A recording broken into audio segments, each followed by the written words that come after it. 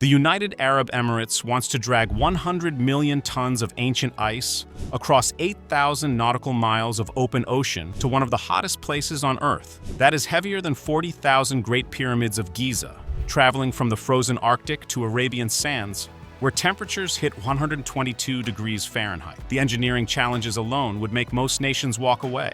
But the Emirates is not most nations. Keep watching, because what they are planning could change how humanity survives climate change forever. Did you know the Emirates has almost no natural freshwater, no rivers, no lakes?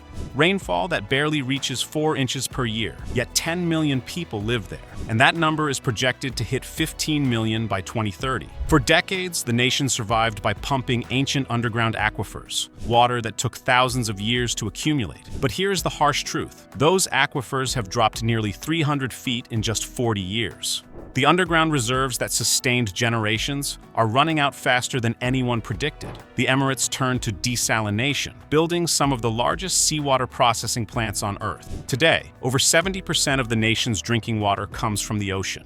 But desalination has a dark side. For every gallon of fresh water produced, up to 1.5 gallons of toxic brine gets dumped back into the Persian Gulf. Marine biologists have documented growing dead zones where nothing survives. The coral reefs that once lined the coast are dying. Energy consumption is staggering, with desalination plants burning through electricity equivalent to powering a city of 2 million people continuously. And still, demand keeps rising faster than capacity can grow. Cloud seeding programs promise to make it rain in the desert. The Emirates invested hundreds of millions in aircraft that spray silver iodide into clouds, hoping to trigger precipitation. The results were disappointing. Rainfall increased by perhaps 10 to 15% in optimal conditions. But that is a fraction of what the nation needs. You cannot cloud seed when there are no clouds. And the Arabian Peninsula has precious few. Engineers tried everything from fog harvesting nets to experimental atmospheric water generators. Nothing worked at the scale required. The nation needed something radical, something the world had never seen before. That is when water authority engineers proposed something that sounded impossible. What if they could transport entire glacier sections from the polar regions directly to the Arabian desert? Not small icebergs, but massive ice sheets weighing tens of millions of tons. The idea had been attempted before. Back in the 1970s, a Saudi prince funded an expedition to tow an iceberg from Antarctica to the Red Sea. It failed before leaving polar waters. French engineers tried similar projects in the 1980s. Every attempt ended the same way. Ships were not strong enough. Refrigeration technology could not preserve ice through tropical waters, and the logistics defeated every project before it truly began. But modern technology has changed everything. Advanced composite materials can insulate ice far better than anything available 40 years ago. GPS and satellite tracking can optimize routes through the coolest ocean currents. Nuclear-powered vessels can provide unlimited refrigeration without refueling. The failures of the past were not proof the concept was impossible. They were lessons pointing toward success. After completing extensive feasibility studies involving engineering consultants from South Korea, Norway, and Germany, officials have reportedly moved the glacier transport concept from theoretical research into active planning. Industry sources suggest preliminary designs are already underway. The scale of what they are proposing is almost beyond comprehension. The plan involves constructing custom ice transport vessels, unlike anything currently sailing the oceans.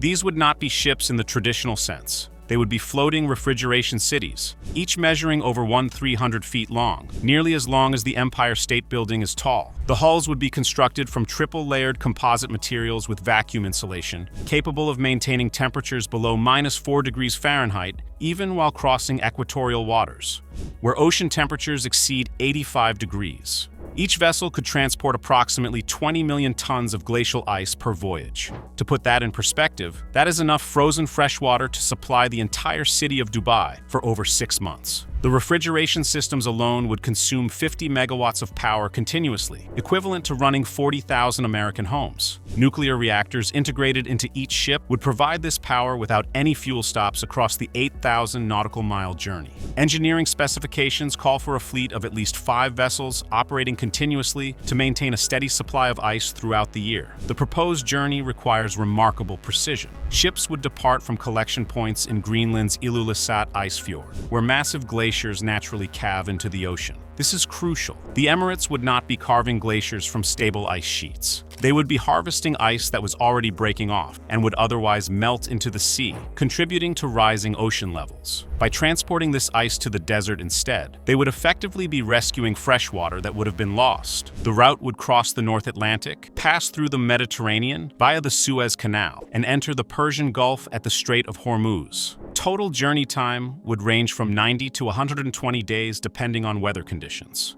Advanced route optimization algorithms would continuously analyze ocean temperatures, currents, and weather patterns to keep the cargo as cold as possible. Engineers project preservation rates exceeding 95%, meaning less than 5% of the ice would melt during transport. That would be a remarkable achievement, considering the ice passes through tropical waters, where air temperatures regularly exceed 100 degrees Fahrenheit. But getting the ice to the Emirates is only half the challenge. Storing it in the desert requires engineering that pushes the boundaries of what humans have ever attempted. Plans call for constructing the world's largest underground refrigeration complex in the Empty Quarter, one of the most remote and barren deserts on Earth. The design involves excavating a network of caverns reaching 650 feet below the surface, where natural rock temperatures remain relatively stable year-round. The proposed storage facility would eventually span over 50 square miles of underground chambers, connected by insulated tunnels. That is roughly the size of San Francisco, but entirely beneath the sand. The caverns would be lined with 6-foot-thick walls of reinforced concrete and advanced aerogel insulation, the same material NASA uses for spacecraft thermal protection. Active refrigeration systems powered by dedicated solar farms and backup nuclear generators would maintain temperatures at -10 degrees Fahrenheit continuously. When ice is needed, controlled melting systems would harvest fresh water at rates up to 100 million liters daily. That is enough to supply 700,000 households, equivalent to a city larger than Seattle. The meltwater would be exceptionally pure, requiring minimal treatment before entering the distribution network. Unlike desalinated water, which often has elevated mineral content from the processing, glacial meltwater is naturally soft and clean. The infrastructure requirements are staggering. A new deep-water port would need to be constructed specifically designed for ice transfer operations. Specialized cranes capable of lifting 50,000-ton ice blocks would move cargo from ship to shore. A dedicated highway would connect the port to the underground storage facility 185 miles inland. Some proposals even suggest cooling the entire transport route using overhead systems powered by solar panels. The total project cost is estimated between $80 and $120 billion over 15 years. That sounds astronomical until you consider what the Emirates currently spends. Desalination operations cost approximately $8 billion annually and are rising every year. Environmental remediation for damaged coastal ecosystems adds another $2 billion. Emergency water imports during peak demand periods can exceed $500 million in a single summer. Over 30 years, continuing the current approach could cost more than building the glacier transport system, while continuing to destroy marine ecosystems and consume massive amounts of energy. The economic benefits extend far beyond water supply. The project could create 75,000 permanent jobs in ice transport, storage, logistics, and facility maintenance. These would be high-skill positions in engineering, cryogenics, marine operations, and environmental monitoring. A new industry would be born from nothing, with expertise that could be valuable worldwide as other nations face similar water crises. Tourism potential is remarkable. Planners are already envisioning ice experience parks, where visitors could enter climate-controlled zones cooled by glacier ice.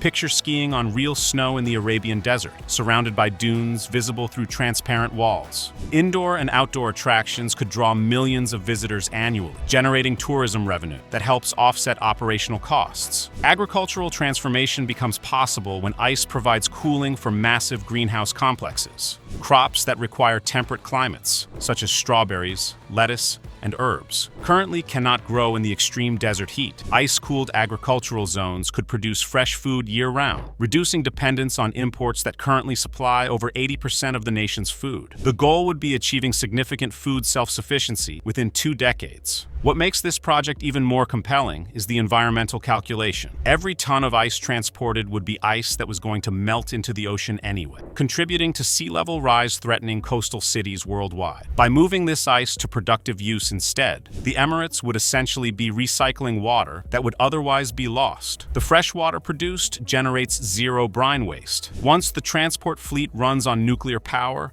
and storage runs on solar, the entire system could operate with minimal carbon emissions. International interest is growing rapidly. Norwegian shipping companies have reportedly expressed interest in providing navigation expertise and ice harvesting technology. Greenland officials, while cautious, are said to be exploring what revenue-sharing arrangements might look like. South Korean shipbuilders are among those being consulted for the specialized transport vessels. Other nations are watching closely. Saudi Arabia has reportedly requested technical briefings on the concept. Australia, facing severe drought cycles, could potentially adapt the model for Antarctic ice. Chile is studying whether Pacific transport routes could bring glacial water to their arid northern regions. The Emirates is positioning itself not just to solve its own water crisis, but potentially to export the technology and expertise worldwide. If the project moves forward as planned, the first vessel could launch within 5 years, with initial shipments transporting approximately 5 million tons of ice as a proof of concept. Success would lead to rapid fleet expansion, with annual transport capacity potentially reaching 100 million tons by the mid-2030s. The ultimate goal is supplying 40% of fresh water from glacial sources, fundamentally transforming the nation's relationship with water. Senior officials involved in the project have called it humanity's first true climate adaptation megaproject. For generations, humans have talked about responding to climate change. Most responses involve trying to slow the damage or accepting losses.